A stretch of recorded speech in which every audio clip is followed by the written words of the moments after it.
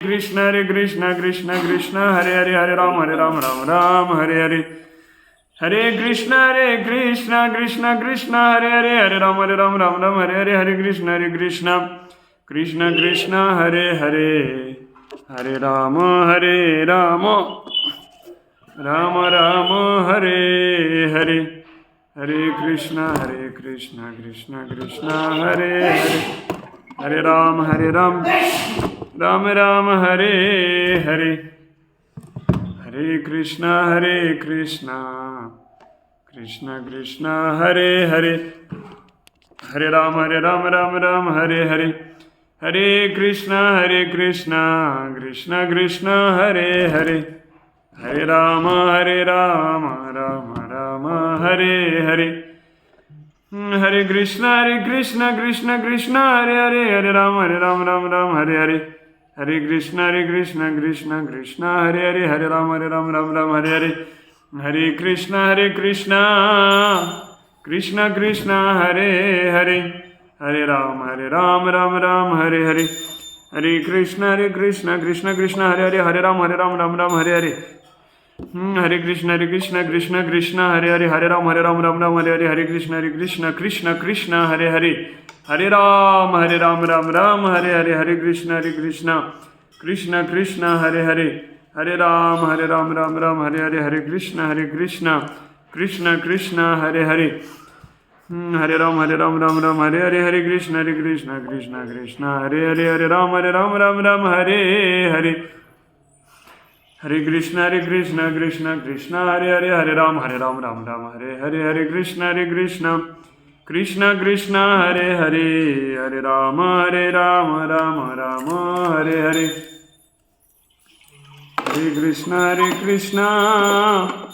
Krishna Krishna Hare Hare Hare Ram হ্যাঁ তোমার মতো ছোট তো এই জন্য ওমা এটা এরকম হচ্ছে কেন হরে কৃষ্ণ কৃষ্ণ হরে হরে হরে রাম রাম রাম হরে হরে উপরে দাটা উপরে ছিল একটা সময়, বর্তমানে নেই। হরে কৃষ্ণ মার ফোনটা কয় তাই কৃষ্ণ হরে হরে হরে রাম রাম রাম হরে হরে হরে কৃষ্ণ কৃষ্ণ হরে হরে হরে রাম রাম হরে হরে। তুই লাইভ করতে পারবে ওখান থেকে?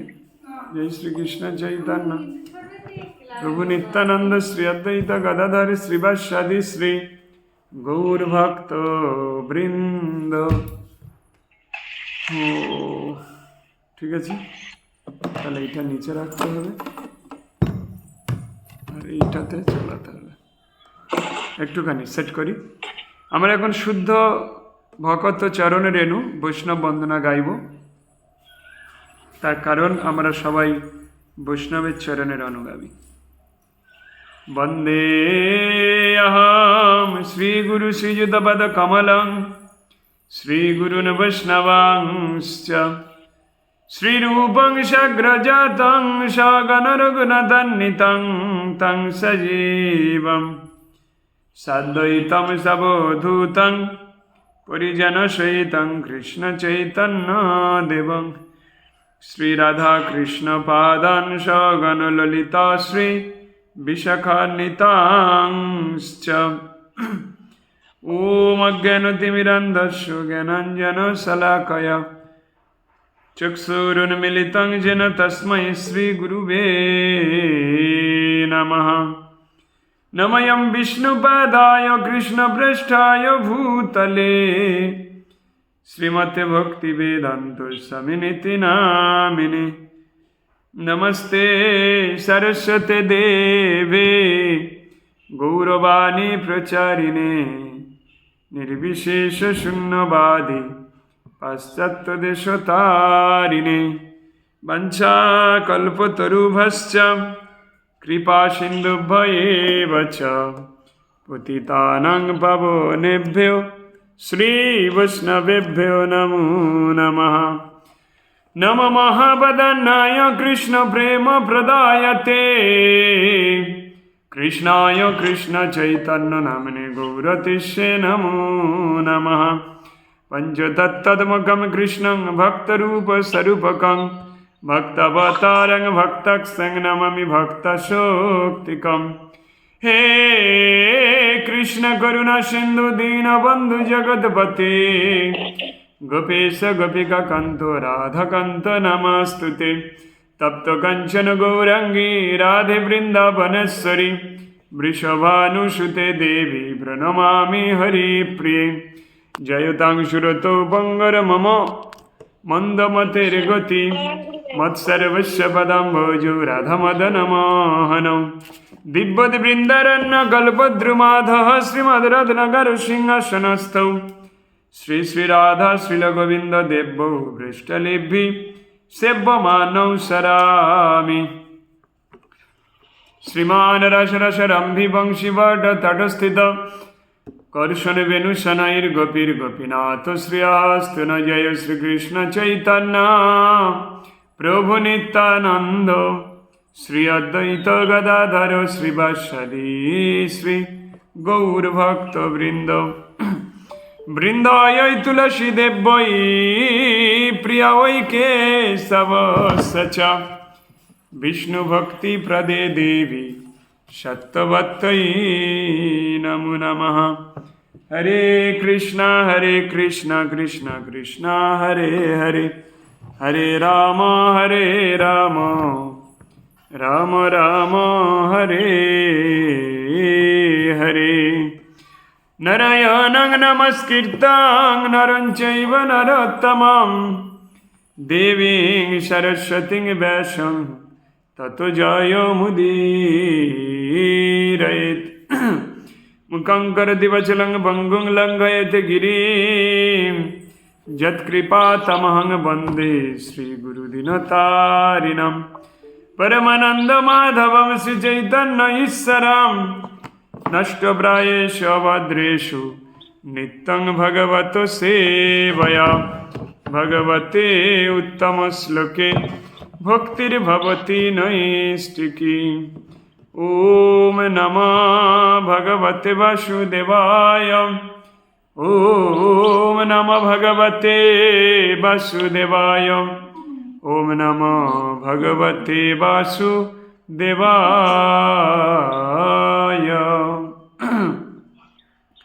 तमेव माता सबाई बोलो तमेव माता च पिता तमेव तमेव बन्धुश्च सखा तमेव तमेव विद्या द्रविणां तमेव तमेव सर्वं मम देव देव।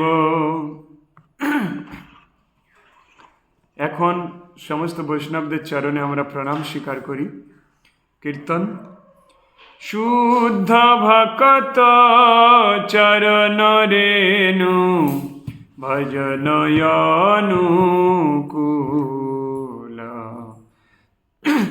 ভকত সেবা পরম সিদ্ধি প্রেম লতিকার মূল। শুদ্ধ ভকত চরণ রেণু ভজন অনুকূল মাধবতীতি ভক্তি জননী যতনে পালন করি কৃষ্ণ বসতি বসতি বলি পরম আদরে বরি। শুদ্ধ ভকত চরণ রেণু ভজন অনুকূল গৌর আমার যেসব স্থান করিল ভ্রমণ রঙ্গে, শেষ অবস্থান হেরিব আমি, প্রণয়ী ভকত সঙ্গে। মৃদঙ্গ বাদ্য শুনিতে মন, অবসর সদা যাচে। গৌরবিত কীর্তন শুনি, আনন্দে হৃদয় নাচে। শুদ্ধ ভকত চরণ রেণু, ভজন অনুকূল। যুগল মূর্তি দেখিয়া মন, জয় শ্রীরাম, পরম আনন্দ হয়। প্রসাদ সেবা করিতে হয়, সকল প্রপঞ্চ যায়। শুদ্ধ ভকত চরণ রেণু, ভজন অনুকূল। শুদ্ধ ভকত চরণ রেণু, ভজন অনুকূল। যেদিন গৃহে ভজন দেখি, গৃহেতে গোলক ভাই। চরণ সিধু দেখিয়া গঙ্গা, সুখ সীমা নাহি পায়। তুলসী দেখি জুড়ায় প্রাণ, মাধব তো শনি জানি। গৌর প্রিয় শাক সেবনে, জীবন সার্থক মানি। ভকতি বিনোদ কৃষ্ণ ভজনে, অনুকূল পায় যা। প্রতি দিবসে পরম সুখে, স্বীকার করই তাহা। শুদ্ধ ভকত চরণ রেণু, ভজন অনুকূল। হরে কৃষ্ণ হরে কৃষ্ণ, কৃষ্ণ কৃষ্ণ হরে হরে, হরে রাম হরে রাম, রাম রাম হরে হরে।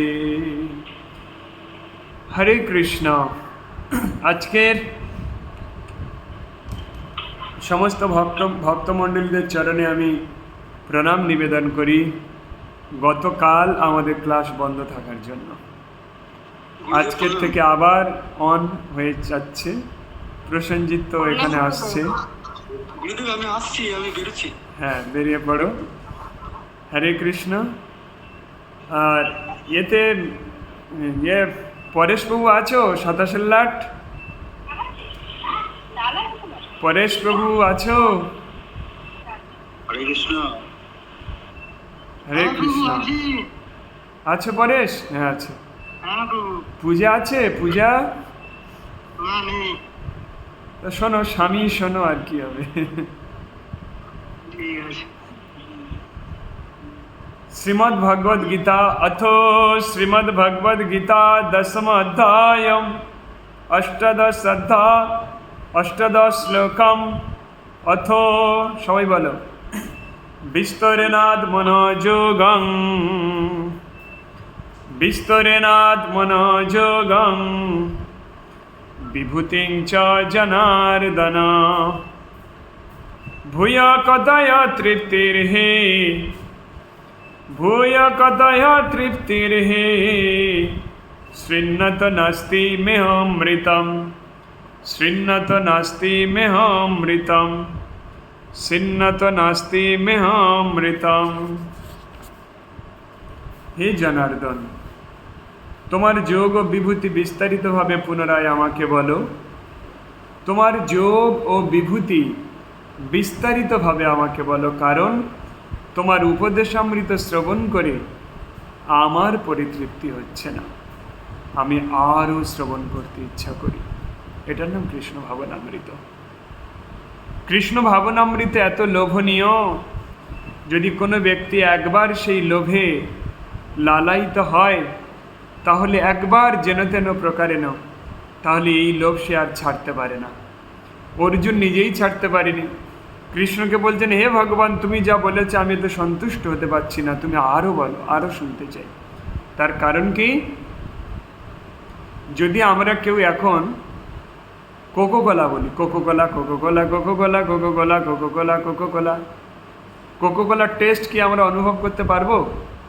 যদি কেউ বলি রসগোল্লা রসগোল্লা রসগোল্লা রসগোল্লা, রসগোল্লার টেস্টও অনুভব করতে পারবো না, কারণ রসগোল্লা কথার মধ্যে রসগোল্লা নেই,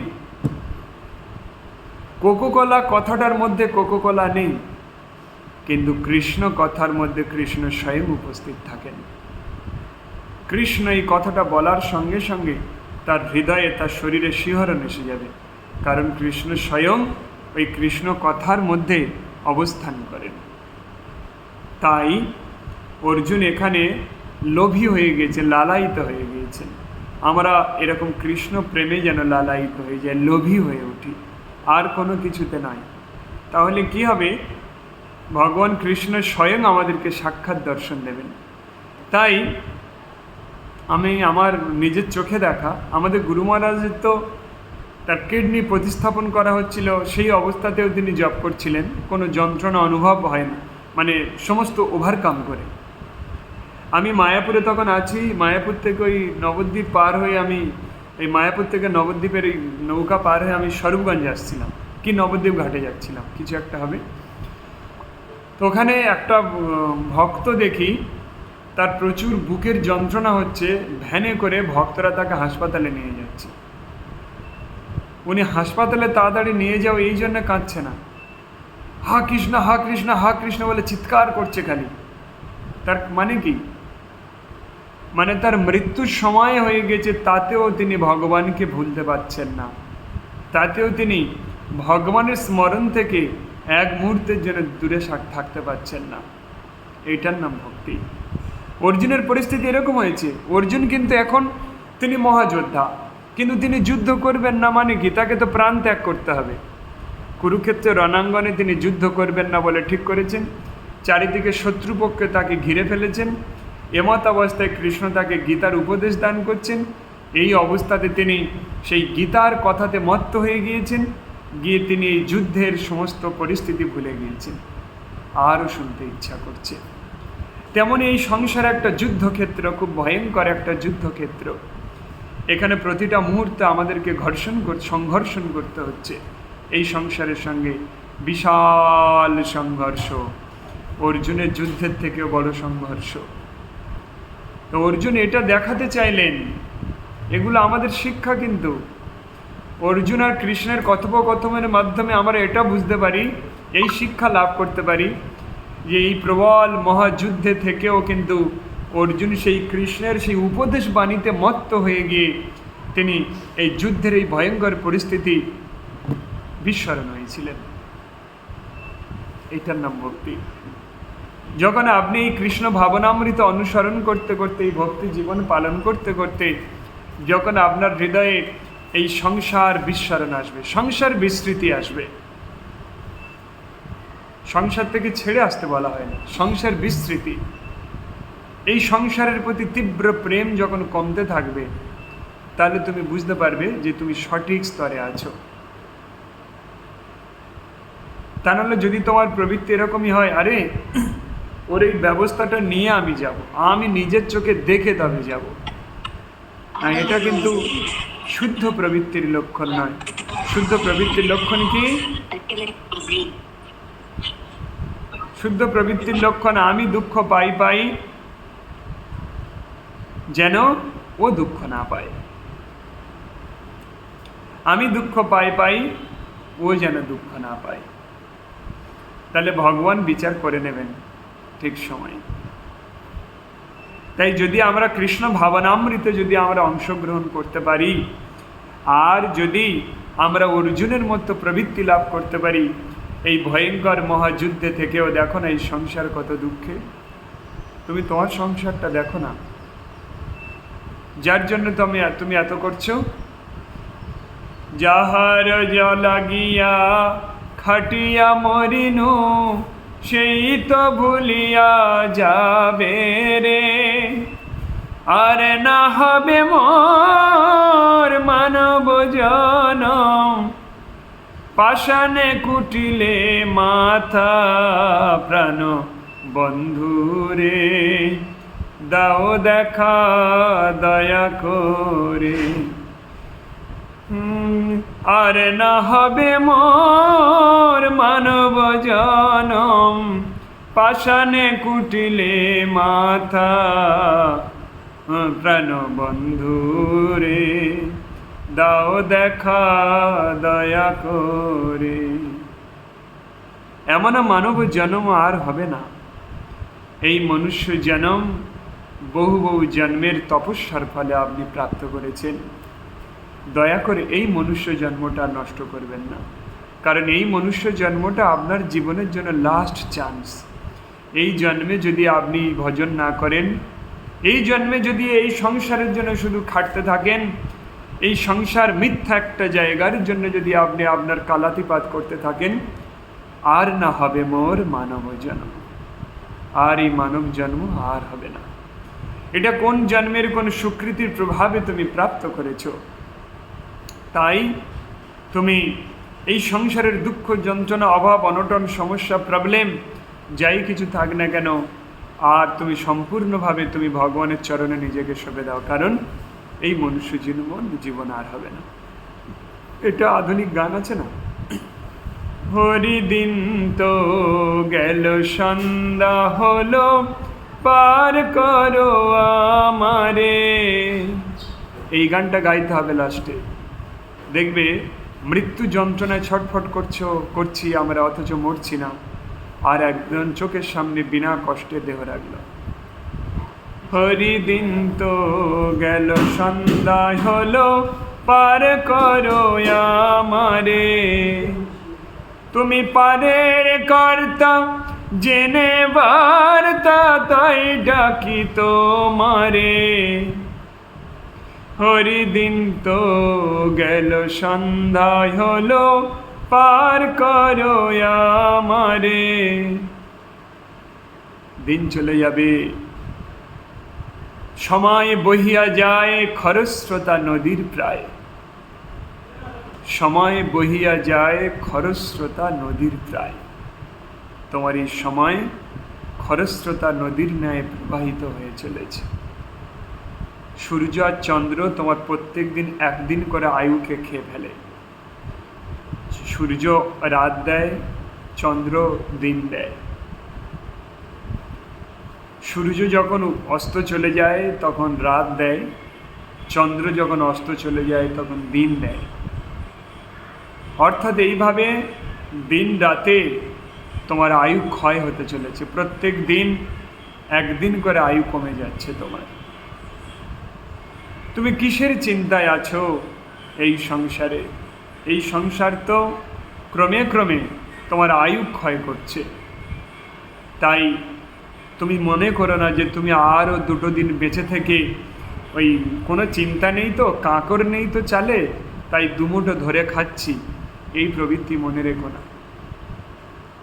চালে কাঁকর নেই, আমি দুমুঠো ধরে খাচ্ছি, তার মানে কি আমার আর কোনো সমস্যা নেই, আমি সমস্ত সমস্যা থেকে মুক্ত, আমার কোনো দুঃখ নেই। আমার তো রোগ হয়েছিল, আমি বড় ডাক্তার দিয়ে ঠিক করে নিয়েছি, আর আমি সব করে নিয়েছি। দেখো সব বাড়ি করে নিয়েছি, কনসিল ওয়ারিং করে নিয়েছি, ইলেকট্রিকেরও কোনো সমস্যা হবে না, আমার কারেন্ট লাগার কোনো ভয় নেই।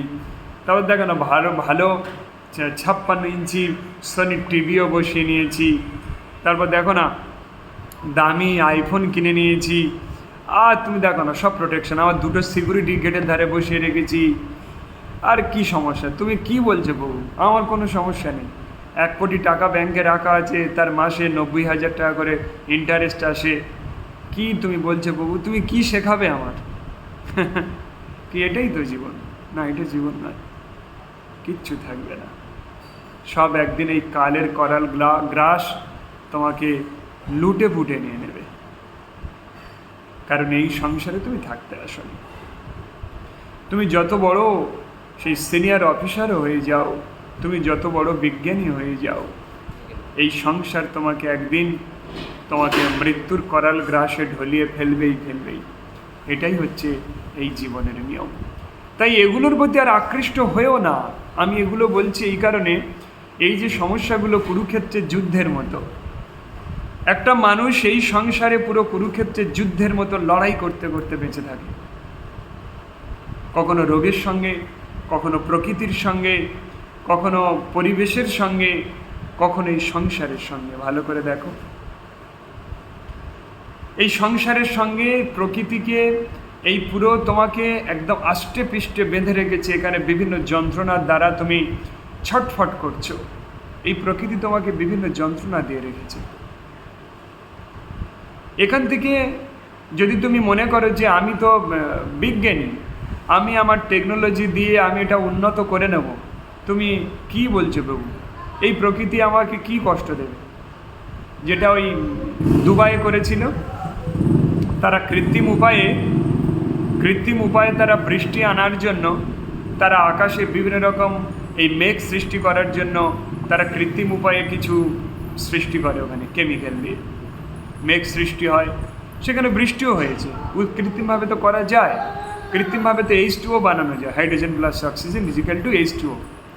এটা তো হাইড্রোজেন আর অক্সিজেন মনে হয় 2 অণু, আর হাইড্রোজেনের নিচে কত থাকে? 4 মনে হয় থাকে, 4 মানে H2O মানে জল। যাই হোক, তো এইভাবে সেটা দিয়ে কৃত্রিম উপায়ে তো জল বানানো যায়, তেমন কৃত্রিম উপায়ে মেঘ সৃষ্টি করা যায়। আরে কৃত্রিম কেমিক্যাল দিয়ে কেন? যজ্ঞ করলে মেঘ সৃষ্টি করা যায়, যজ্ঞের এই ধোঁয়া উঠে এতে মন্ত্র বললে মেঘ সৃষ্টি হয়ে যাবে, এ করে দেখানো যায় একদম প্রমাণ সহকারে। তো যাই হোক, তারা দুবাইয়ে কৃত্রিম উপায়ে তারা বৃষ্টি সৃষ্টি করতে গিয়েছে, আর এদিকে মুষলধারে একটা বৃষ্টি হওয়ার সম্ভাবনা ছিল, দুটো মিলিয়ে সব ডুবে গিয়েছে। অর্থাৎ তুমি যদি প্রকৃতির উপর কিচ্ছু করতে থাকো ভগবানের ইচ্ছা ব্যতীত, সেটা কোনোভাবে ভালো হবে না, উল্টে সেটা ক্ষতি হবে। প্রকৃতি যেটা দিচ্ছে তুমি সেটা মেনে নিয়ে ধর্ম করতে থাকো। তুমি ভাবছো তুমি প্রকৃতিকে ডেভেলপ করার চেষ্টা করছো কেন? ধর্ম করবে না বলে তো। তোমাকে যেন ধর্মের উপর নির্ভরশীল হতে না হয়, তার জন্য তো তুমি এত কিছু টেকনোলজি বানাচ্ছ। কিন্তু এই টেকনোলজি তোমাকে সর্বনাশ করতে থাকবে, কারণ ভগবানের ইচ্ছার বিরুদ্ধে তুমি একটা পা ফেলতে পারবে না। চীন তাদের দেশটাকে আরও উন্নত করতে চায়। চীনে প্রচুর চড়ুই পাখি পাওয়া যায়, প্রচুর চড়ুই পাখি। এখন চীনের সেই শস্যগুলো তারা খেয়ে নেয়। তো চীন দেশের যে প্রধানমন্ত্রী প্রেসিডেন্ট, তিনি ওই 1 মাসে ওই প্রত্যেক বছরে যে সবজি বা ওরা যেভাবে 12 মাস সবজি উৎপন্ন করে বা যা কিছু শস্যদানা উৎপন্ন করে, তারা দেখে যে কোটি কোটি ওখানে চড়ুই পাখি আছে। তারা সেই শস্য 1 মাসে কত খায় দেখে, 2 মাসে 3 মাসে করে 1 বছরে দেখে ওদের যে শস্য উৎপন্ন হয় তার 40% চড়ুই পাখি খেয়ে নেয়, দেখছে বাৎসরিকভাবে, ইয়ারলি। তো তখন চীনের প্রেসিডেন্ট ঘোষণা করে যে যারা চড়ুই পাখি মারতে পারবে 100 টাকা করে পার ডে, তাদেরকে বিশেষভাবে পুরস্কৃত করা হবে, মানে প্রচুর পুরস্কার। তো এইভাবে তারা প্রচুর চড়ুই পাখিকে পুরো ধ্বংস করে দেয়, শেষ, ব্যালেন্স নষ্ট করে দিয়েছে, মূর্খতা। এটা কোনো পজিটিভিটি নয়। তোমরা ভাবছো এটা খুব উন্নত বুদ্ধি। এই বুদ্ধিটা আমার একটা মূর্খ সাধু হৃদয় আছে, যে ওই শস্যতে যে কীট পতঙ্গ উৎপন্ন হতো, সেই পতঙ্গগুলোকে তো সেই ওই পাখিরাও খেত। এখন দেখছে তারা কীটনাশক দিয়েও সেই কীট পতঙ্গগুলোকে ওরা নষ্ট করতে পারছে না। মানে ওরা চড়ুই পাখিকে মারার পরে ওদের শস্য যে 40% নষ্ট হতো, এখন দেখছে 60% ডাউন হয়ে গিয়েছে। মানে ওই কীট পতঙ্গগুলো সেগুলো নষ্ট করে দিচ্ছে। তার মানে কি দাঁড়াচ্ছে? এই প্রকৃতিকে ব্যালেন্স রাখার জন্য সবাইয়ের দরকার। এই পৃথিবী সংঘর্ষ, তো তুমি সংঘর্ষ থেকে বেরিয়ে আসতে পারবে না, ওই সংঘর্ষের সঙ্গে বেঁচে থাকতে হবে। চড়ুই পাখি যে তোমার শস্য নষ্ট করছে, এটাও তোমার জীবনে একটা সংঘর্ষ, কুরুক্ষেত্রের সংঘর্ষ। যখন ত্রেতা যুগে রামচন্দ্র রাবণকে মারে, এটা প্রায় ক্লাসে বলেছি আমি, রামচন্দ্রকে যখন সংহার করেন বশিষ্ঠ মুনি যজ্ঞ করতে বলেন। বল কেন? একটা নেগেটিভ এনার্জি নষ্ট হয়ে গিয়েছে। কারণ এই পৃথিবী ঠিক রাখার জন্য পজিটিভ আর নেগেটিভ দুটোর থাকতে হবে। শুধু দিন থাকলে বাঁচবে না, শুধু রাত থাকলে বাঁচবে, দুটোরই সমান সমান থাকতে হবে। তো তেমন রামচন্দ্রের যেমন থাকতে হবে, রাবণেরও তেমন থাকতে হবে। তোমার যেমন থাকতে হবে তেমন শকুনকেও থাকতে হবে, তোমাকে যেমন থাকতে হবে তেমন কাককেও থাকতে হবে, তোমাকে যেমন থাকতে হবে তেমন বাঘ হিংস্র পশুদেরকেও থাকতে হবে, তোমাকে যেমন থাকতে হবে মাছগুলোকে সমান মাত্রায় থাকতে হবে, তোমাকে যেমন থাকতে হবে তেমন বিষাক্ত সাপগুলো থাকতে হবে। এরা সমাজের ব্যালেন্স, এরা সমাজের পলিউশনকে নষ্ট করে দিতে পারে। আজকের সেই আমরা সেই নিচু স্তরের প্রাণীদেরকে খেতে খেতে খেতে খেতে খেতে খেতে আমরা পুরো এই জগৎকে ডিসব্যালেন্স করে দিয়েছি। তারপরেও কৃত্রিম উপায়ে বিভিন্ন টেকনোলজি আমাদের সমাজটাকে নষ্ট করে দিয়েছে। আমরা নিজেরাই এর জন্য দায়ী। বিজ্ঞানের প্রচণ্ড এই উন্নতি, যার ফলে তোমার জীবনের এই সমস্যা, তোমার জীবনের এই অধঃপতন শুরু হয়ে গিয়েছে। বিজ্ঞান কিছু দিক ভালো করেছে, কিন্তু তার 10 গুণ ক্ষতি করেছে। যেমন তাদের 40% শস্য বেঁচেছে, কিন্তু 60% শস্য এখন নষ্ট হয়ে যাচ্ছে।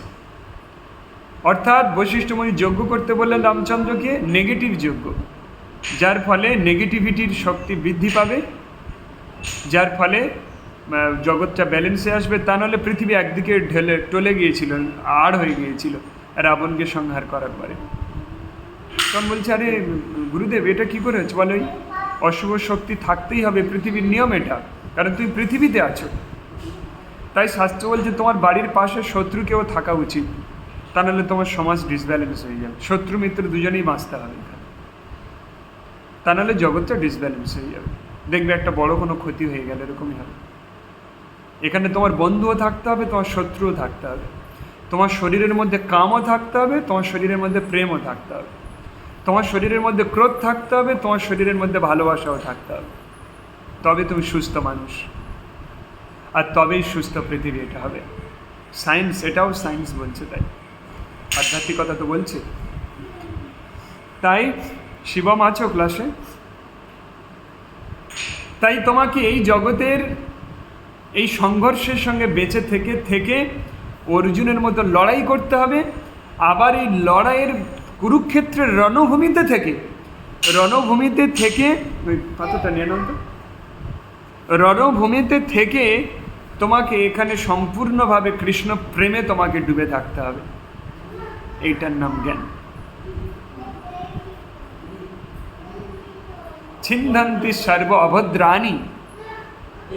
যখন তুমি কৃষ্ণ ভাবনামৃত গ্রহণ করবে, তখন তোমার হৃদয়ের সমস্ত অশুভ অভদ্রতা ছিন্নান্তি সর্ব অশুভ, মানে তোমার হৃদয়ের সমস্ত অশুভ অভদ্রাণী, ছিন্নান্তি সর্ব অভদ্রাণী, তোমার হৃদয়ের যত অভদ্রতা ছিল সব ছিন্ন হয়ে যাবে।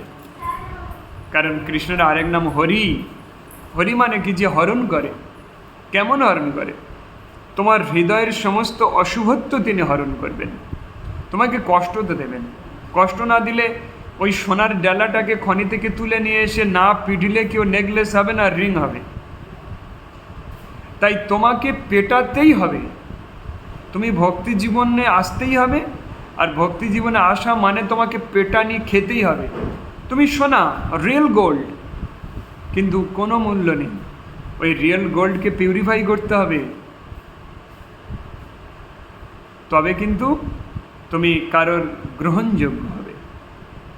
ভগবান তোমাকে এত সহজে নেবে না। পূর্ববর্তী মহাজনদের ব্যাকগ্রাউন্ড চেক করে দেখো, মানে তাদের সংসারে, তাদের জীবনে এমন কিছু ছিল, তোমার আমার জীবনে এরকম ঘটলে মৃত্যু হয়ে যাবে। বসিরহাট থেকে আছো? নেপাল প্রভু, বসিরহাট, নেপাল প্রভু। যারা সদ্য সন্তান হারিয়েছে সেখান থেকে দীক্ষা নিয়েছে। 3 মাস হয়েছে, 18 বছরের সন্তানের মৃত্যু হয়েছে। তাদেরকে বোঝালাম, বোঝানোর পরে তারা হাসতে হাসতে দীক্ষা নিয়ে বাড়ি ফিরেছে। হ্যাঁ, এই এসেছে নেপাল প্রভু। হরে কৃষ্ণ, প্রণাম আপনাকে, এত বড় দুঃখ হৃদয়ে চেপে রেখে গীতা শোনার জন্যে প্রণাম আপনাকে। তো আপনার সন্তান মুক্তি পাক, ভগবানের কাছে প্রার্থনা করি। এইটার নাম হচ্ছে ধর্ম। তুমি কত দুঃখের মধ্যে দিয়ে হরিকে ডাকছো, এটার নাম ধর্ম।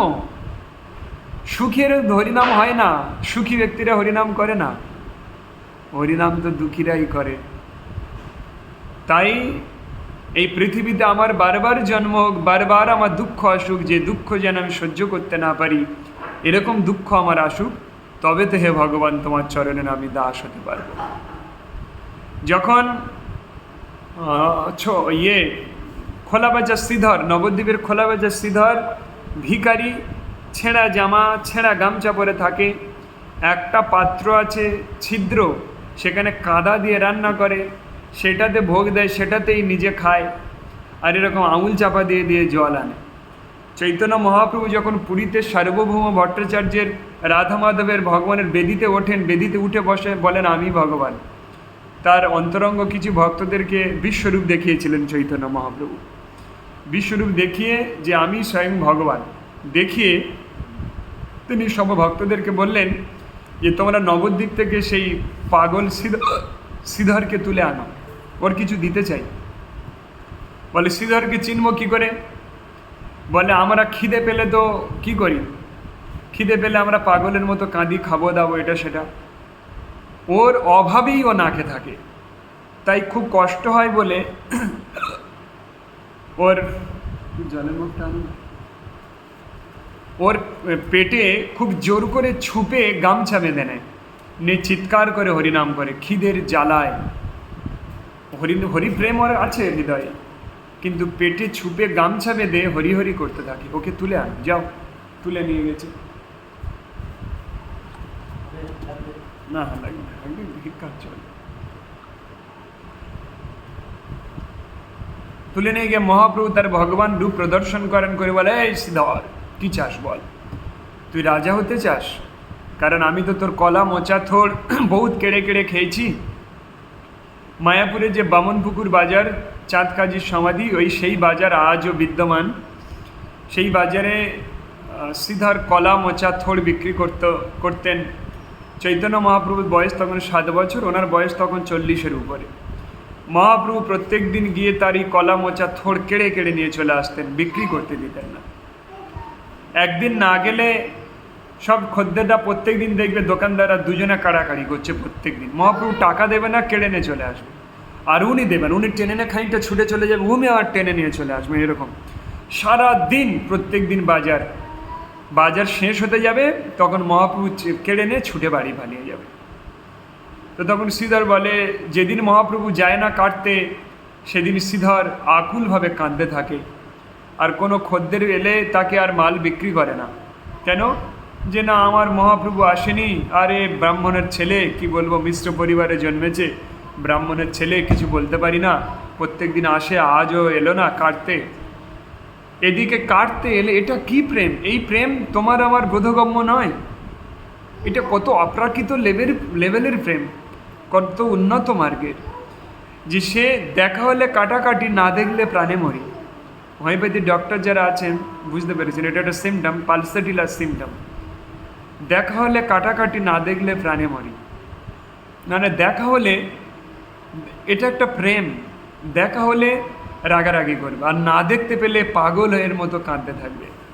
শ্রীধরের এরকম অবস্থা হয়েছিল, বৃন্দাবনে গোপিকাদের এরকম অবস্থা হয়েছিল। যদি মহাপ্রভু একদিন তার সবজি কেড়ে খেতে না আসেন, উনি একটা খদ্দেরকে বিক্রি করবেন না। বিক্রি করতে এলে বলবে, আরে আমার মহাপ্রভু আসেনি, তুমি কে হে, তোমাকে আমি এটা বিক্রি করব। তো তখন কাঁদছে বসে বসে যে আজ মহাপ্রভু এলো না। তা মহাপ্রভু তো নীলাচলে চলে গিয়েছেন নবদ্বীপে। মহাপ্রভু আমাদের এই বাড়ির উপর থেকেই গিয়েছিলেন। মহাপ্রভু নবদ্বীপ থেকে হাঁটতে হাঁটতে তিনি প্রথমে বারিপুরে আসেন মহাপ্রভুতলা, সেখানে একটা মঠ সৃষ্টি হয়েছে। তারপর উনি আমাদের এখান থেকে 1 কিলোমিটার আগে এসেছিলেন, যার নাম বিষ্ণুপুর, যিনি ওখানে বিষ্ণুর রূপ দেখিয়েছিলেন তার অন্তরঙ্গ ভক্তদের, তাই নাম হয়েছে বিষ্ণুপুর। আমাদের এটা তো তীর্থ, আমরা তীর্থের উপর বাস করছি। তারপর মহাপ্রভু আমাদের বাড়ির কাছে আসেন, এখান থেকে হেঁটে 2 মিনিট, যেটা এখন বর্তমানে শ্মশান রূপ ধারণ করেছে, ওখানে মহাপ্রভু যজ্ঞ করেছিলেন, যার নাম হয়েছে যজ্ঞবাটি। চৈতন্য চরিতামৃতে পুরো ডেসক্রিপশন দেওয়া আছে, যজ্ঞবাটি নাম দেওয়া হয়েছে, আমরা যজ্ঞী বাড়ি বলি। আমাদের এই মন্দিরের উপর, যেখানে মন্দির, এখানের উপর থেকে উনি হেঁটে চলে গিয়েছিলেন, প্রচুর গভীর জঙ্গল ছিল, এই জঙ্গলের উপরে হেঁটে উনি কৃষ্ণচন্দ্রপুরে চলে যান। এখান থেকে কৃষ্ণচন্দ্রপুর 3 কিলোমিটার, লালপুর আছে মুসলিম এরিয়া, সেটা ক্রস করে উনি কৃষ্ণচন্দ্রপুরে চলে যান। ওখানে তিনি ওনার পায়ের চিহ্ন রেখে যান, সেই পায়ের চিহ্ন এখনও আছে, আমরা কার্তিক মাসে দর্শন করতে যাই। তো ওখানে ছত্রভোগ করেছিলেন উনি, ছাতা আড়াল করে মহাপ্রভু ভগবানকে ভোগ নিবেদন করেছিলেন। তারপর ওনার পায়ের চিহ্ন ওখানে দিয়ে গিয়েছিলেন, গিয়ে ওই পুরীর সমুদ্রের সঙ্গে আমাদের এখানের কানেকশন ছিল, শতমুখ নাম ছিল, ওইখানে উনি নৌকা ধরে নীলাচলে চলে যান, পুরীতে চলে যান। মহাপ্রভুর পদধূলি ধন্য এই স্থান। তো যারা এখানে আসবে তোমরা সৌভাগ্যবান, অন্য কোনো তীর্থে যাওয়া আর আমি তো বলবো এখানে আসাও সমান। কারণ সেই এখানে বিষ্ণুপুরে আমাদের সেই গঙ্গা এখনও আছে, সেই একটা পুকুরের রূপ ধারণ করে আছে, সেই পুকুরের জল আজও কেউ সেঁচে তুলতে পারেনি। ওই পুকুরে শাল মাছ পাওয়া যায়, জাল দিলে সেই বড় বড় নদীর শাল মাছ পেয়েছিল অনেকবার। আর এখানে গঙ্গা স্নানের মেলা হয়, কমসে কম 50,000 লোকের ভিড় হয়, ওই পুকুরে স্নান করতে আসে সবাই। ওই পুকুরের জলে আমাদের আশেপাশে সব পুকুরই গঙ্গা। তো আমাদের এই এখন গঙ্গা অন্তঃসলীলা হয়ে গিয়েছে, পুরীর সমুদ্রের সঙ্গে কানেক্টেড। তো আমি ওই জন্য দেখেছিলাম, আমাদের এই পিছনে যে বটগাছ আছে সবাইকে দেখিয়েছিলাম, ওই বটগাছে নিচে বারবার বলেছি, তাও বলতে ইচ্ছা হচ্ছে, কারণ সমুদ্রের সঙ্গে কানেক্টেড। তো এখানে সোনার লক্ষ্মীনারায়ণ আছে, প্রচুর স্বর্ণ মুদ্রা আছে, নাগ কন্যারা ওখানে সেবা করে, আমি দেখেছি এটা। মৎস্য কন্যাদেরও দেখেছি, তারা এখানে এই নিচে রয়েছে। আর এর নিচে থেকে সমুদ্র আছে, যার উপরে আমরা আছি। এটা খুব পবিত্র একটা তীর্থক্ষেত্র, মহাপ্রভুর কৃপাধন্য এই স্থান। তো যাই হোক, তারপর মহাপ্রভু ওই শতমুখ ধরে উনি পুরীতে চলে যান। নীলাচল নিবাসায় নিত্যায় পরমাত্মনে বলভদ্র সুভদ্রাভ্যাং জগন্নাথায় তে নমো নমঃ। মহাপ্রভু এখান থেকে চলে যান নীলাচল। নীলাচল মানে নীলাচল পর্বত, পুরীর ওই মন্দিরটার নাম নীলাচল পর্বত। ওই বিশ্বকর্মা স্বয়ং এসে ওই মন্দিরটা, ওই পাথরটা কেটে কেটে কেটে কেটে উনি বানিয়েছিলেন। ওরকম ডিজাইন, অত কুচল ছোট ছোট কারুকার্য আজও কেউ বানাতে পারেনি। বিশ্বকর্মা বানান আর ব্রহ্মাজি প্রতিষ্ঠা করেন। যাই হোক, মহাপ্রভু এই সমুদ্র ধরে ওখানে চলে গিয়েছিলেন। তারপর শ্রীধর পাগল হয়ে গিয়েছিল। জন্ম জন্মান্তরের সম্পর্ক এটা। জন্ম জন্মান্তরের যখন সম্পর্ক সৃষ্টি হয় ভগবানের সঙ্গে, তখন সেই প্রেম কিন্তু খুব প্রগাঢ় হয়ে যায়। এই জগতের সম্পর্কের থেকে অনেক বড় সম্পর্ক জন্ম জন্মান্তরের সম্পর্ক যাদের। তো তখন সেই মহাপ্রভু পুরীতে চলে যান। পুরীতে সার্বভৌম ভট্টাচার্যের সেই ভগবানের স্টেজে বসে তখন এই কথাগুলো স্মরণ করে তিনি শ্রীধরকে তুলে নিয়ে যেতে বলেন। সমস্ত ভক্তরা এসে শ্রীধরকে ধরে নিয়ে চলে যায় নবদ্বীপ থেকে পুরীতে। চোখের নিমেষে তারা শ্রীধরকে ধরে নিয়ে মহাপ্রভুর সামনে হাজির করে।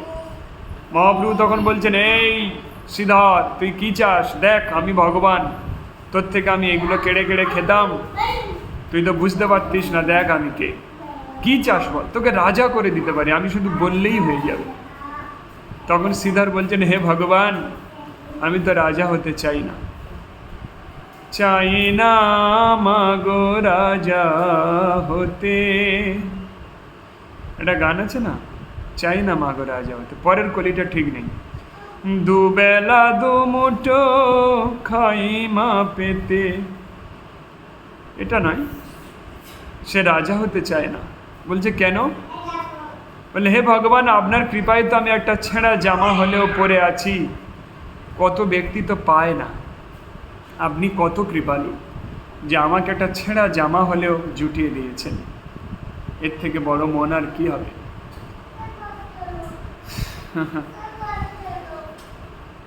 তো তখন বলছে তাহলে তুই কিছু তো চা। কি চাই?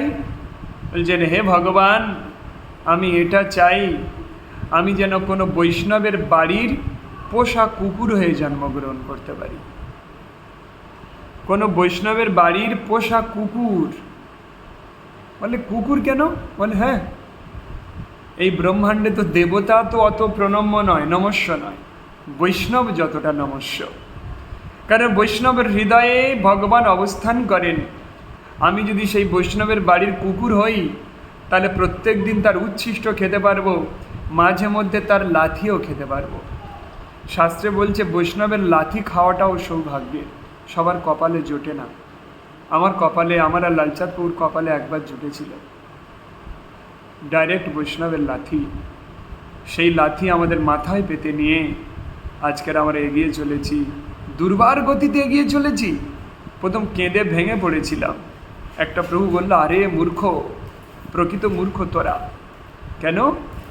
বলে উনি কই লাথি, এ তো কৃপা, বৈষ্ণবের লাথি খাওয়া তো তোর কোন জন্মের সৌভাগ্য লাগবে। বৈষ্ণব যদি তোমাকে সবসময় খ্যাটখ্যাট করে, বৈষ্ণব যদি তোমার সবসময় কাজ দেয়, বৈষ্ণব যদি তোমাকে সবসময় ভৎসনা করে, এটা তোমার সৌভাগ্য। তোমার সম্মান করে কোনো লাভ নেই, তোমার ভৎসনা করাটাই তোমার সৌভাগ্য। তো বলছে কুকুরকে তো মালিক ভৎসনাই করতে থাকে। তাই হে ভগবান, যদি তুমি সত্যি আমাকে কিছু দিতে চাও, তাহলে তুমি কোনো বৈষ্ণবের গৃহের কুকুর করে দাও। তুমি তো ঠাকুর, তোমার কুকুর। আমিও কোনো বৈষ্ণবের কুকুর, যোগ্যতা লাভ করতে পারি না। আমিও চাই আমার গুরুদেবের কুকুর হয়ে বেঁচে থাকি। আমার গুরুদেবের পাটা আমি মানে গামছা দিয়ে, কাপড় দিয়ে মোছা নয়, আমি চাই আমার গুরুদেবের চরণকমল আমার এই জীব দিয়ে আমি মর্দন করতে থাকি। সে সৌভাগ্য আমার এই জীবনে হয়নি। আমি মায়াপুরে থাকার বহু চেষ্টা করেছিলাম, কিন্তু আমার কপালে সেটা হয়নি। তীর্থে থাকা আমার কপালে জোটেনি। যাই হোক,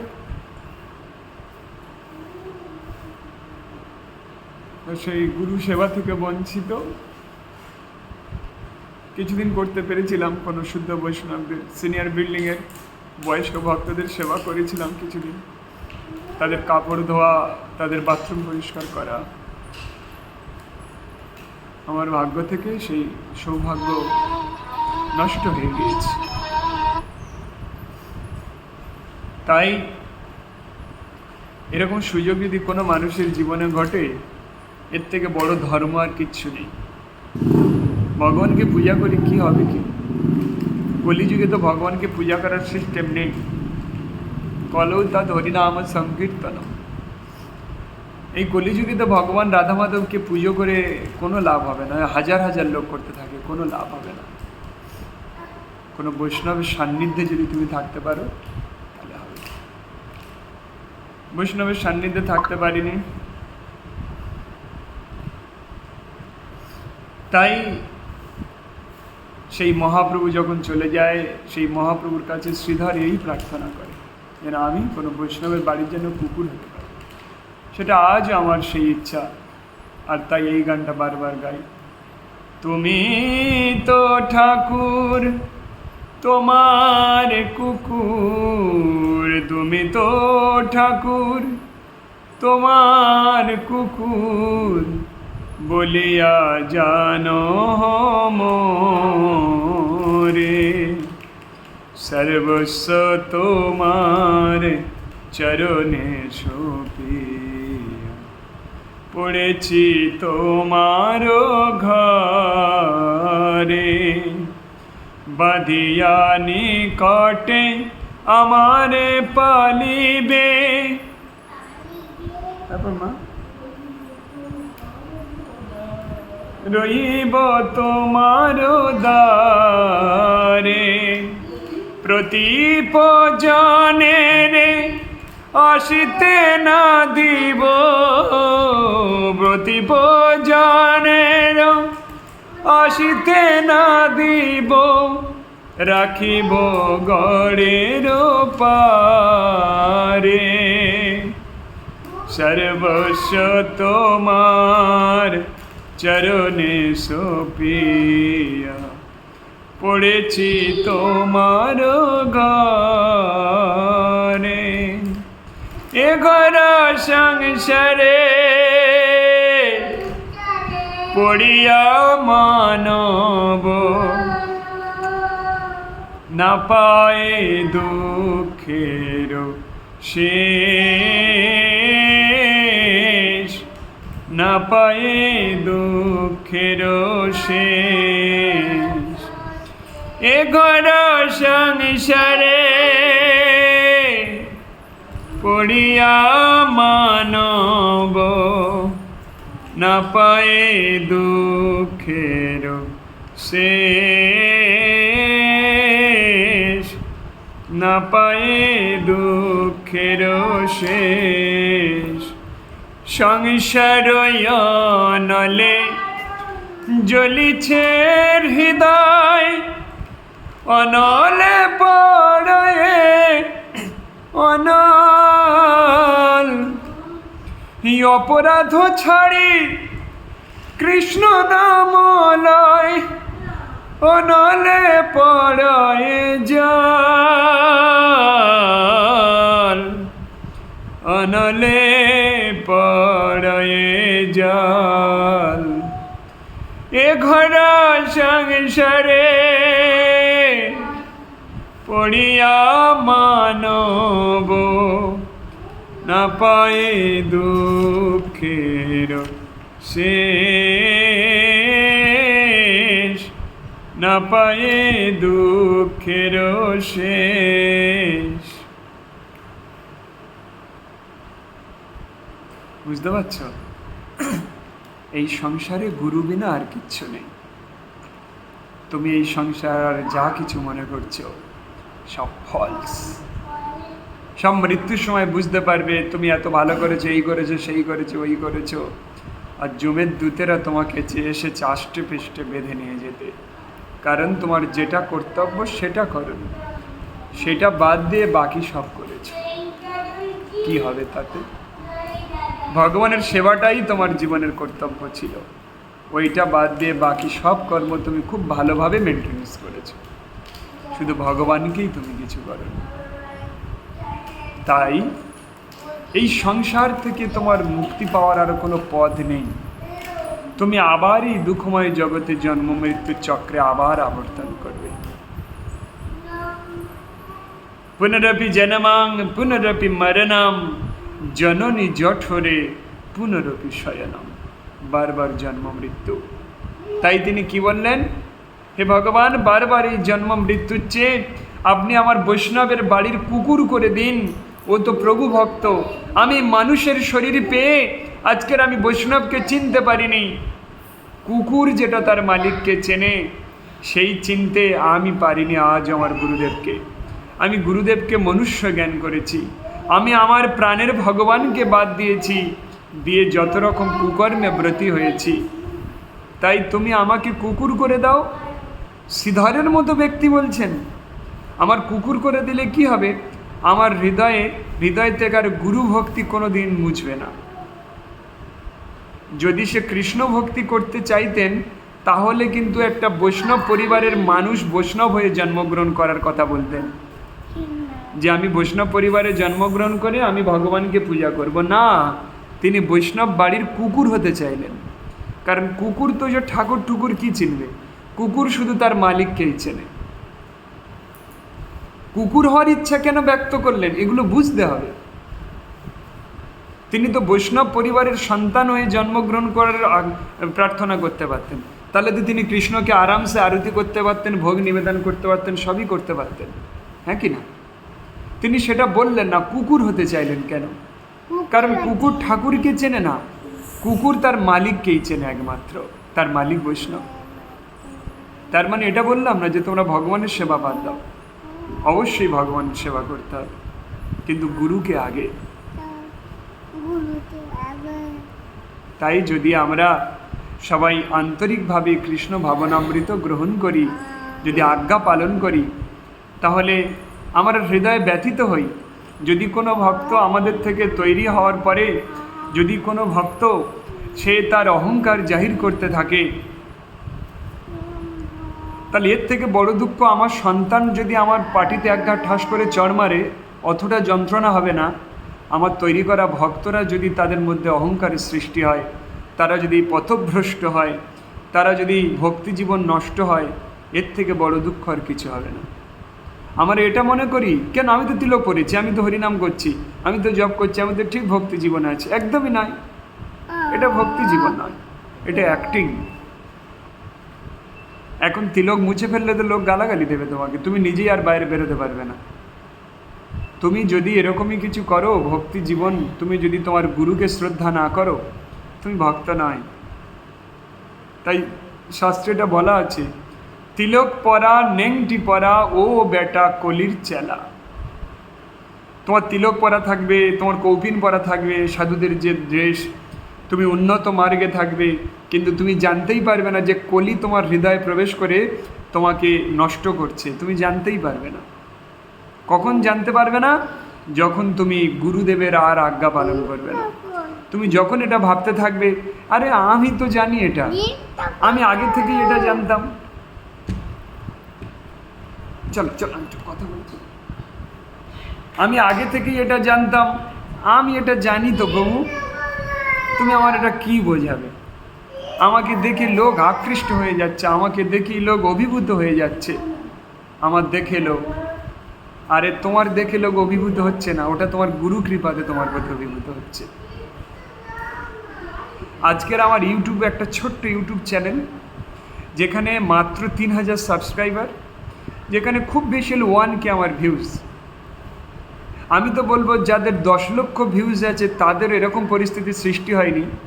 আজকের বিদ্যা, তনু, সেই সঞ্চয়নবাবু, এরা আমার গ্রুপ চালাতে মাথা খারাপ। তারপর শান্তরবি বাংলাদেশে কী বলে আমার ইউটিউবটা যে করছে, ওই পার্থসারথী দাস। আমার এই একটা ছোট্ট চ্যানেল, মাত্র 3000 ভিউজ সাবস্ক্রাইবার, সেটা কন্ট্রোল করতে এত লোক লাগছে, হিমশিম খেয়ে যাচ্ছে, বিদ্যার রাত একটাই খেতে হচ্ছে। এটা প্রণাম ওদের চরণে যে সবাই এটা নিঃস্বার্থে কীভাবে কিছু করে চলেছে। এটার মানে কি? এটা আমার শক্তি 1% নয়, এটা আমার শক্তি নয়, এটা আমার গুরুর শক্তি, গুরুদেবের কৃপা। যেদিন আমি মনে করব যে এই ইউটিউবের মালিক আমি, এই ইউটিউবের সব কিছু আমার, সেদিনই ওটা ধ্বংস হয়ে যাবে। আজকে তোমরা দেখো আমার এই ইউটিউবের টোটাল ডকুমেন্টসটা আছে, পার্থসারথী প্রভু আছে বাংলাদেশ। আজকের আমার ইউটিউবের টোটাল যে আইডিটা আমি পার্থসারথী প্রভুর হাতে দিয়ে দিয়েছি, টোটাল ইউটিউব আইডিটা। ও ওখান থেকে যা খুশি করতে পারে আমার ইউটিউবটা। কেন বলো তো এটা করেছি? আর এই আমার নয়, এই গুরুদেব দিয়েছেন, গুরুর কৃপায়। যখন এই আষ্টে পৃষ্ঠে জড়িয়ে ধরে থাকবে, এটা আমার, সেটা আমার, ও আমার, যখন তোমার হৃদয়ে এই প্রবণতা কোনোদিন ভুল করেও চলে আসবে যে আমিও কিছু করতে পারি, আমিও স্টেজে গিয়ে বলতে পারি, আরে গুরুদেব কৃপা করে আমাকেও তো দীক্ষা দিয়েছে, আরে গুরুদেব তো আমার প্রতিও দৃষ্টি নিক্ষেপ করেছে, না, একদমই করেনি। গুরুদেব দৃষ্টি নিক্ষেপ করেছেন তোমার জ্ঞানদাতার উপরে, তোমার জ্ঞানদাতার কৃপায় তুমি এটা লাভ করেছো। তোমার যারা জ্ঞানদাতা আছে, সেই জ্ঞানদাতার কৃপায় তুমি এই শক্তি লাভ করেছো। এই বুদ্ধি যেদিনে আসবে সেদিন তুমি সাধু। এই বুদ্ধি যেদিন আসবে না, তোমার এই তিলক, তোমার এই মালা, যারা আমাদের ভক্তরা এসব তিলক মালা পড়ছো, যারা একাদশী করছো, সবাইকে বলছি, যেদিন তোমার হৃদয়ে এটা আসবে, আরে আমি তো আগে থেকে এগুলো জানতাম। তুমি জানো আমাকে লোক কত রেসপেক্ট করছে, মানে তুমি একদম ধর্ম করছো না, তুমি জাস্ট অ্যাক্টিং করছো।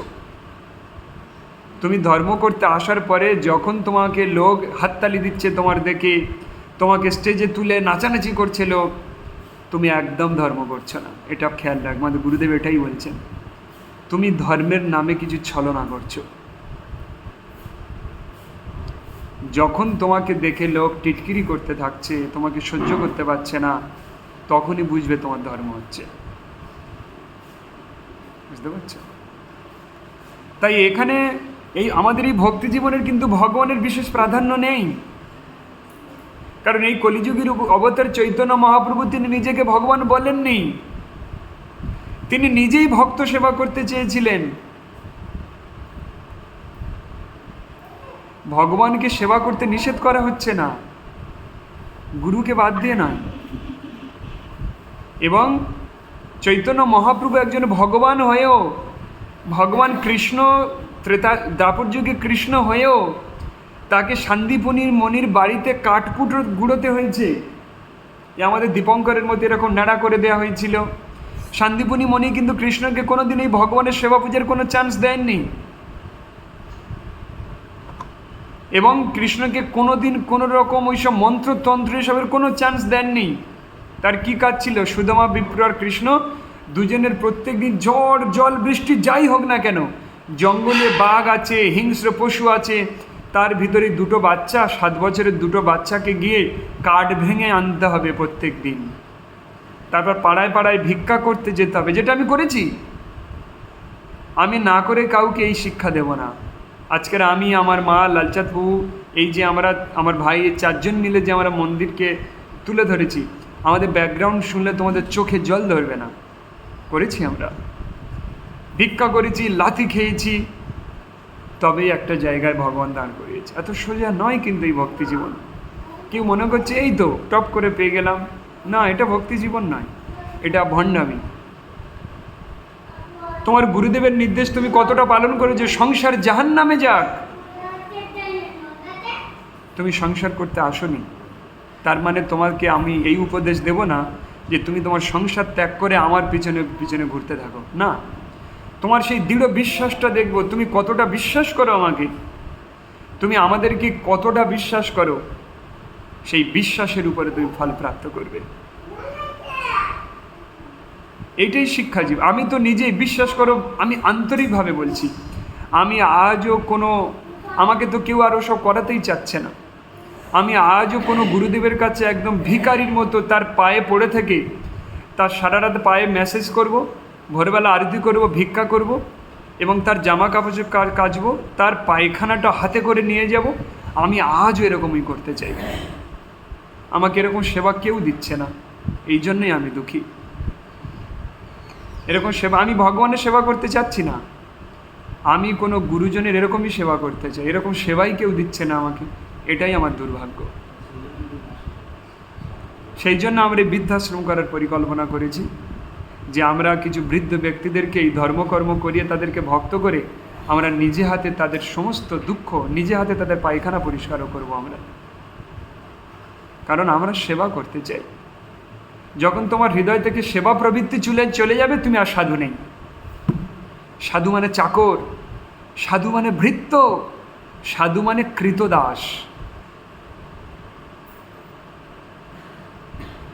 তার মানে তোমার সংসার ত্যাগ করে চলে আসতে বলিনি, এটা কারোর জন্যই উপদেশ দিইনি। আমি যেটা বলছি সেটা আমার গুরু মহারাজ জয়পতাকা স্বামী মহারাজেরই কথা বলছি। আমার কোনো মুখের মন গড়া কথা বলার কোনো অধিকার নেই, কোনো ক্ষমতা নেই। যদি কোনো দিন আমি মন গড়া কথা বলি, নিজের সুখ লাভার্থে যদি কোনো দিন কোনো কথা বলি, তাহলে সেদিন আমি ধ্বংস হয়ে যাব। আমি সমস্ত কিছু শাস্ত্রের কথা বলছি। হ্যাঁ, তাই যদি তুমি সত্যি ভক্ত হতে চাও, তাহলে তোমাদের কাজ কি? তোমাদের কাজ কি আমি বলি।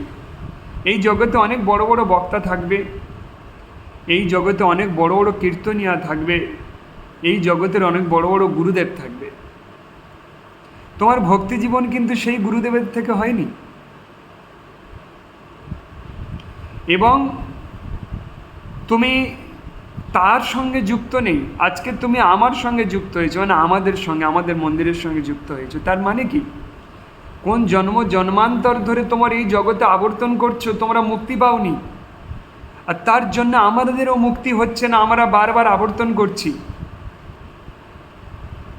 তোমার কাজ এটা, তোমার কোটিপতি হও, তুমি দরিদ্র হও, তুমি যেই হও না কেন, তোমার জীবনের শেষ রক্তবিন্দু দিয়ে আমাদের নির্দেশটা পালন করা, এইটা তোমার জন্য ধর্ম, আর কিচ্ছু তোমার ধর্ম নেই। তার কারণ হচ্ছে তোমার এই জীবনের সমস্ত এই আধ্যাত্মিক যে সূচনাগুলো তুমি আমাদের থেকে শিক্ষা লাভ করছো। তাই যদি কেউ আমাদের থেকেও যদি কোনো বড় গুরুদেব এসেও তোমাদেরকে যদি বলে যে আমরা তোমাকে ডাইরেক্ট ভগবত ধামে নিয়ে চলে যাব, ওটা ধর্ম নয়, ওটা ধর্মের মধ্যে পড়ছে না। তোমার জ্ঞানদাতার সঙ্গে নরকে চলে যাওয়ার নামটা ধর্ম। তোমার জ্ঞানদাতা যদি নরকে যায়, তোমাকে নরকে চলে যাওয়ার জন্য প্রস্তুতি থাকার নাম ধর্ম। বুঝতে পারছো?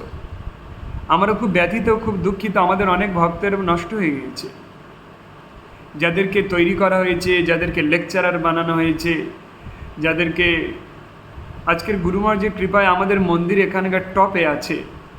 আমাদের এখানে কীর্তন, আমাদের এখানে পূজা সিস্টেম, আমাদের যজ্ঞ, আমাদের লেকচার, আমাদের মিউজিক স্টাফ এখন বর্তমানে তো আমাদের ওয়েস্ট বেঙ্গলের সেরা আছে, ইসকনের। তাই আমার মা ওয়েস্ট বেঙ্গলের সেরা পুরস্কার প্রাপ্ত হয়েছিল। এত গীতা প্রচার করেছে, এত গীতা প্রচার করেছে, আমার মা ওয়েস্ট বেঙ্গলের ফার্স্ট হয়েছিল ইসকনের। তো আমরা প্রথমে একটা গীতা সেল করতে 300 টাকা করে দাম গীতা ইসকনের থেকে নিয়ে সেল করে টাকাটা ওদের দিয়ে দিতে হয়, মন্দিরের ডেভেলপমেন্টের কাজে লাগে। 1 বছরের মধ্যে কয়েক হাজার গীতা দিয়েছিল। এটা সোজা কথা নয়। ওয়েস্ট বেঙ্গলের তো আমাদের এই প্রোগ্রাম শোনার পরে না আর কারোর প্রোগ্রাম তাদের ভালো লাগে না, তারা আবার ঘুরে ঘুরে পরে আসতে থাকে। তো তাই যদি কারোর হৃদয়ে এরকম ফলস ইগো আসে, এটাই ফলস ইগো, অহংকার। তোমার অধিকার নেই গুরুদেবের উপরে কোনো রূঢ় বাক্য প্রয়োগ করা, অধিকার নেই। সঙ্গে সঙ্গে ভক্তি কেড়ে নেবেন ভগবান, সমস্ত ভক্তি সঙ্গে সঙ্গে তিনি কেড়ে নিয়ে নেবেন 1 সেকেন্ডের মধ্যে। তুমি বলবে কেন, আমি তো মন্দিরে গিয়ে কাঁদতে পারি, ওটা মেকি কান্না, ওটা আর ভক্তির কান্না আসবে না।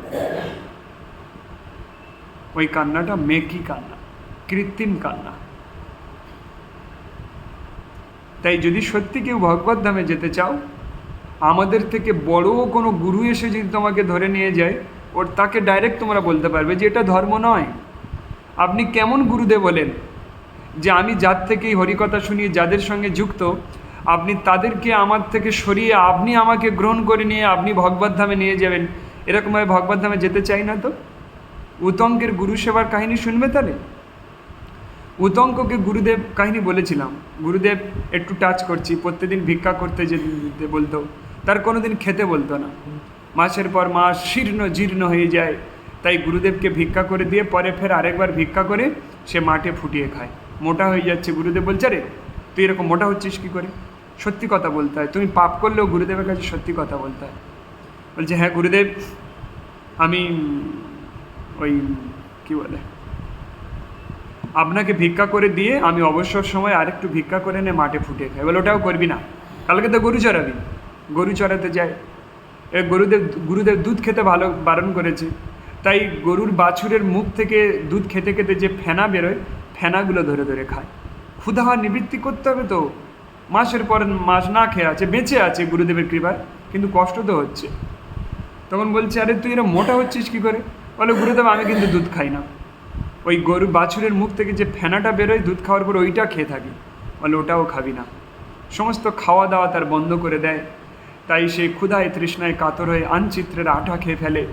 আনচিত্রের আটা একটা বিষ খেয়ে তার চক্ষু নষ্ট হয়ে যায়, সে একটা অন্ধকার কূপে পড়ে যায়। তার গুরু ভক্তি দেখে স্বর্গের কবিরাজ অশ্বিনী কুমার দেয়, তনু আছো ক্লাসে? তনু যাদেরকে দেখেছিলে, ঘোড়ার মতো মাথা আর শরীরটা দেবতাদের মতো, হ্যাঁ অশ্বিনী কুমার দয় দুজনে একটা পিঠে এনে সেই উতঙ্ককে দিতে যায়। বলে এই শোন, তোর এই গুরুসেবা দেখে আমরা প্লিজড, তোর এই পিঠেটা খা, তোর দৃষ্টিশক্তি ফিরে আসবে, আমরা ডাক্তার স্বর্গের, তোদের দিব্য গুণ আসবে, দিব্য শক্তি আসবে, দিব্য জ্ঞান আসবে। তখন উতঙ্ক কি বলছে জানে, দেবতাদেরকেও ভৎসনা করছে। আপনারা কেমন দেবতা? আপনি কি ভাবলেন আমার গুরুদেব যদি আমাকে প্রাণে মেরে দেয় তাও উনি আমার গুরুদেব? অশ্লিষ্য পাদরাতাং পিনশ্চ বা মদর্শন মারমাহত করতু বা যথা তত বিদধাতু লম্পট মত প্রাণনাথস্ত শৈব না পরো। যদি আমার যে প্রাণনাথ যাকে আমি মনে করে নিয়েছি সে যদি আমাকে নিপীড়িত, যদি আমাকে পদাঘাতও করে তাও আমার প্রাণনাথ, যদি আমাকে দর্শন নাও দেয় তাও আমার প্রাণনাথ, যদি আমাকে এই জগতের নিকৃষ্ট অবস্থাতে নিক্ষেপ করে তাও আমার প্রাণনাথ সে, কারণ তাকে আমি অন্তর দিয়ে ভালোবাসি। ওই একটা রবীন্দ্রসঙ্গীতে আছে না, ও দীর্ঘ দিবস দীর্ঘ রজনী দীর্ঘ বরষ মাস, যদি আর কানে ভালো বাসো, যদি আর ফিরে নাহি আসো, তবে তুমি যা চাও তাই যেন পাও, আমি যত দুঃখ পাই গো, আমারও পরাণ যাহা চাই তুমি তাই, তুমি তাই গো, আমারও পরাণ যাহা চাই। আরে আমার গুরুদেব, আমি ওকে ভালোবাসি। উনি যদি আমার দেখাও না দেয় তাও আমি তোমাতে করিব বাস, দীর্ঘ দিবস দীর্ঘ রজনী।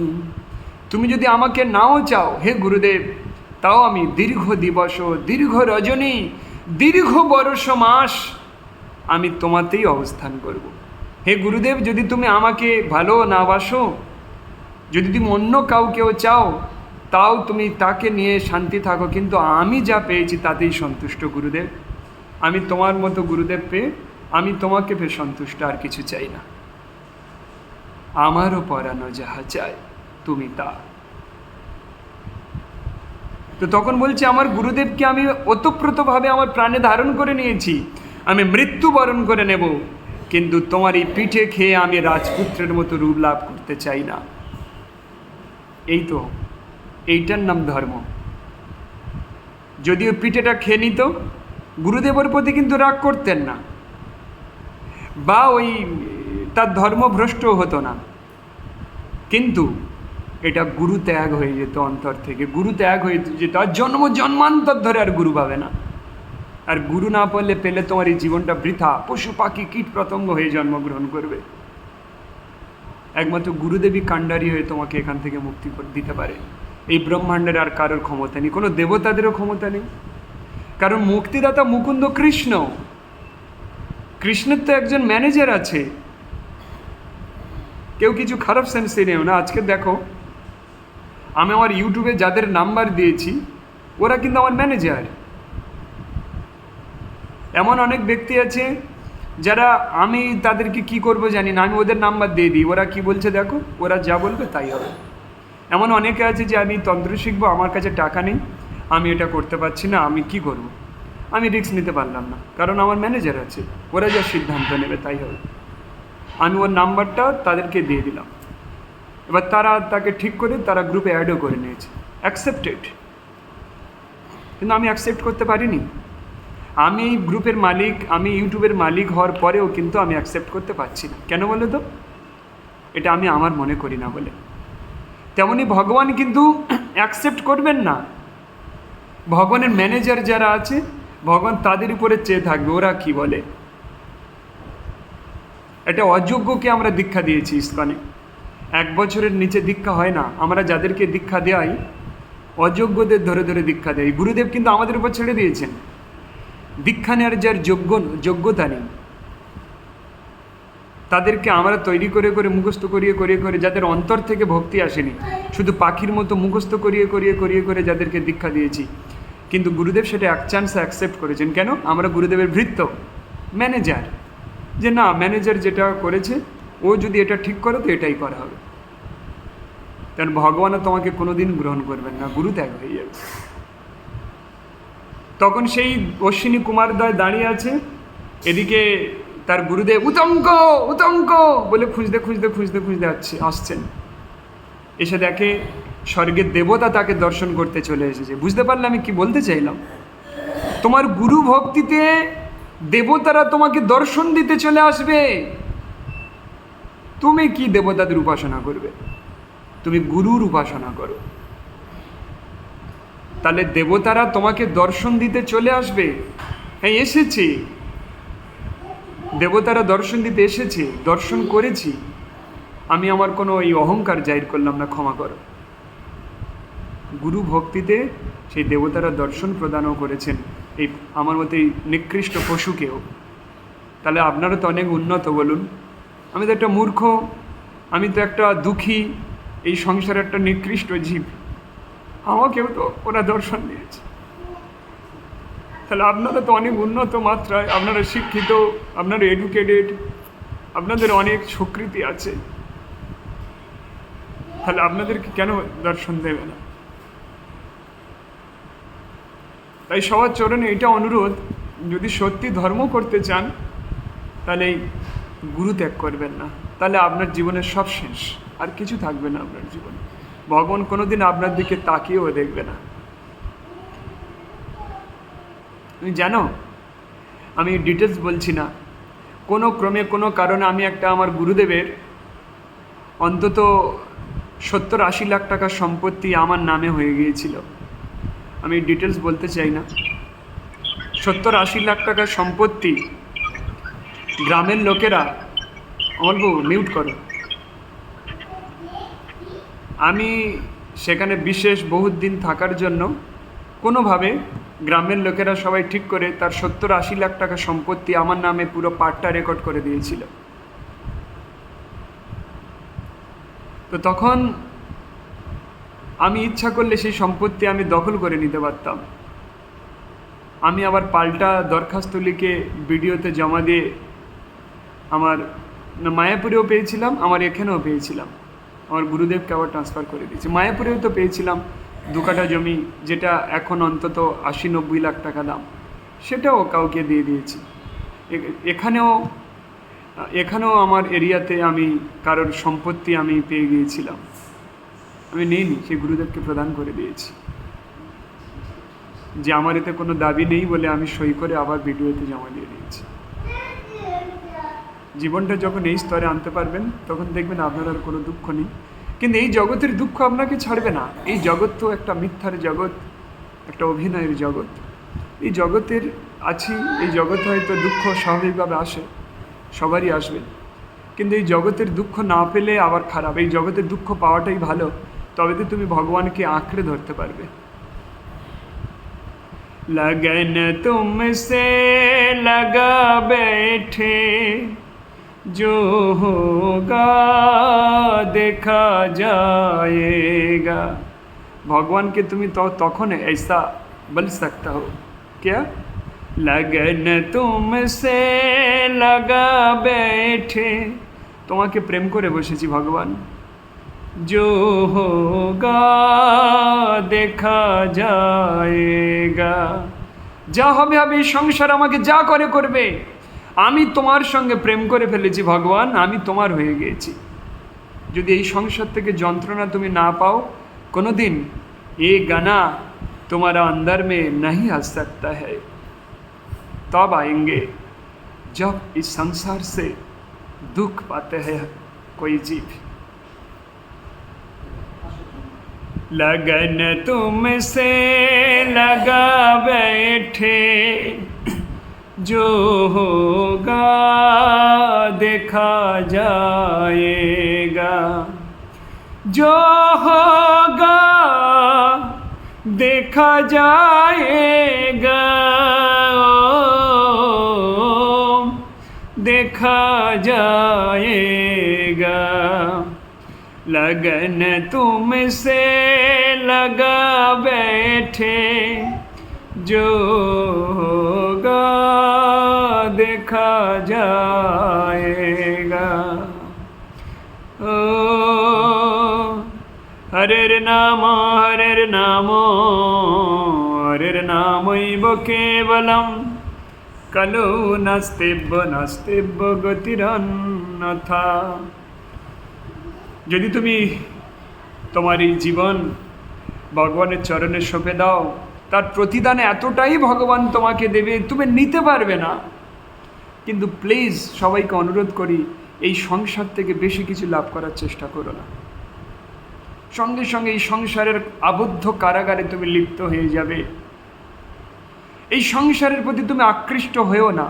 তুমি পুলিশ অফিসার হও, তুমি ম্যাথর হও, তুমি রাস্তার রাজমিস্ত্রির ঢালাইয়ের কাজ করো, তুমি জ্ঞানী হও, তুমি বুদ্ধিমান হও, মূর্খ হও, তোমার কোটি টাকা থাক না থাক, তুমি যেই হও না কেন, এই সংসারের প্রতি আকৃষ্ট হয় না।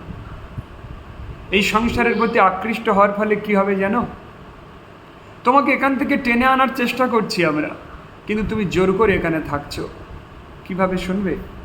কৈলাস নামে এক ব্যক্তি ছিল, স্বয়ং নারদমুনি ছদ্মবেশে কৈলাসের প্রতি নারদমুনির একটা আকর্ষণ এসে গিয়েছিল কোনোভাবে, যেটা এসে গিয়েছে তোমাদের প্রতি আমার। তোমার জীবনের কি দুঃখ এটার প্রতি আমার লক্ষ্য নেই, আমার লক্ষ্য এখন তোমার আত্মাদের, তোমাদের আত্মাগুলো যে তোমাদের শরীরের মধ্যে কত যন্ত্রণা পাচ্ছে, এখান থেকে সে ভগবদ্ধামে চলে যেতে চাচ্ছে, আমি শুধু এটুকুই দেখতে পাচ্ছি তোমাদের।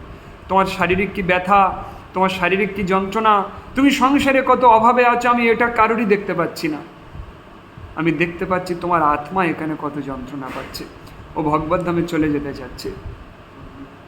তাই নারদমুনি ছদ্মবেশে জোর করে সেই কৈলাসকে এসে বলছে, কৈলাস তোকে আমি দীক্ষা দিই, তুই দীক্ষা নে, দীক্ষা নে।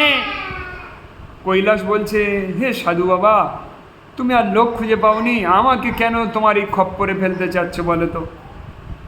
হ্যাঁ, খাল্লে খাওয়া হয় না, তুমি বলছো হরিনাম করলে আমি ভালো থাকবো?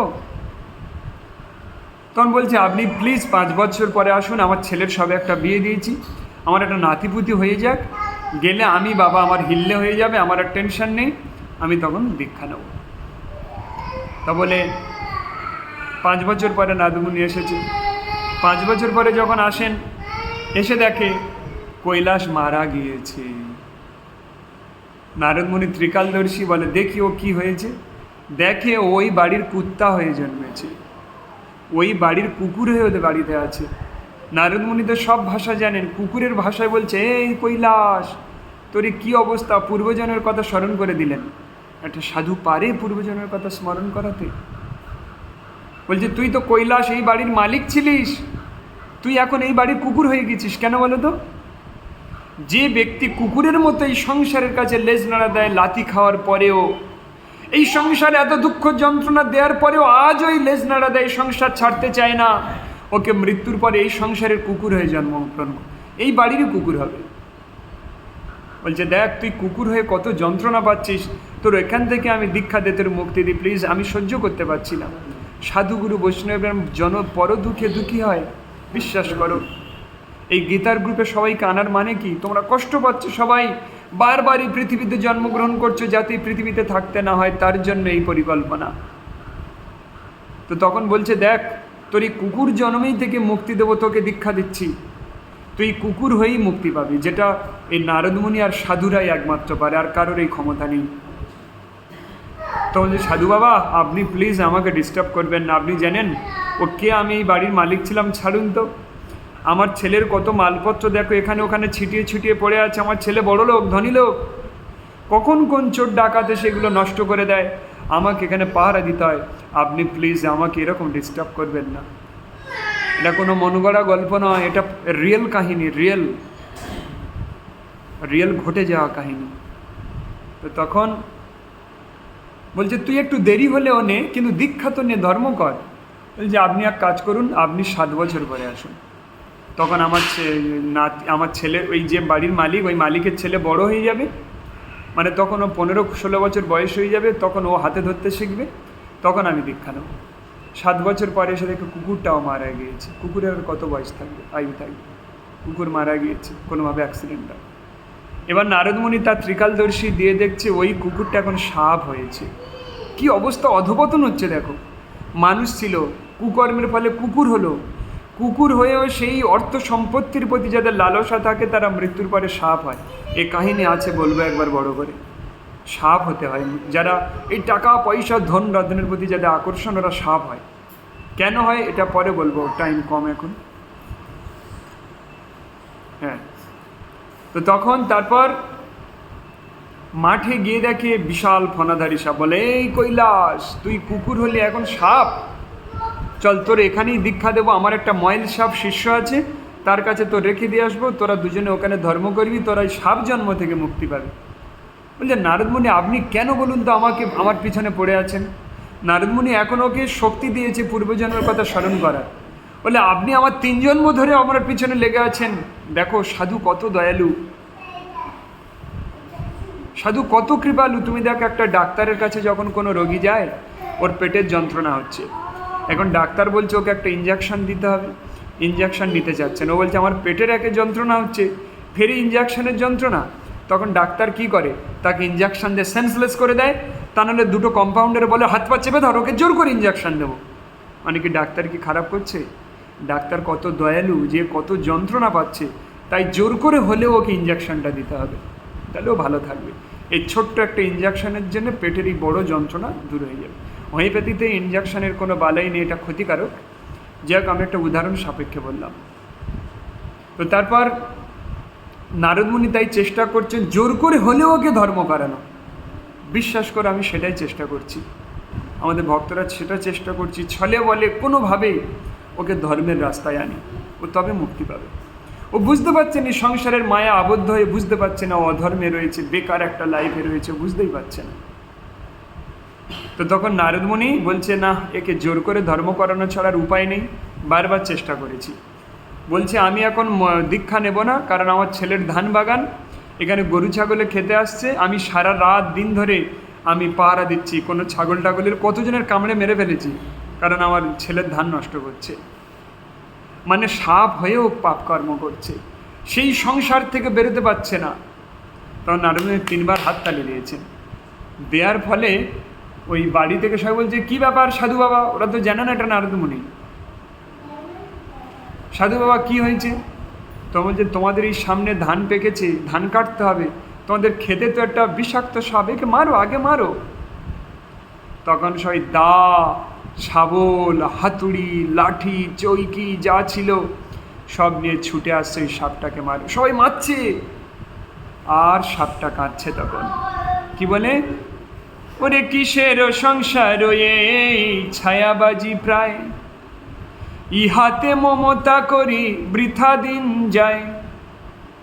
আরে ভালো মন্দ খাই হেরি পরিচিন্তাহীন, আর নাই ভাবি আমি মরিব কোন দিন।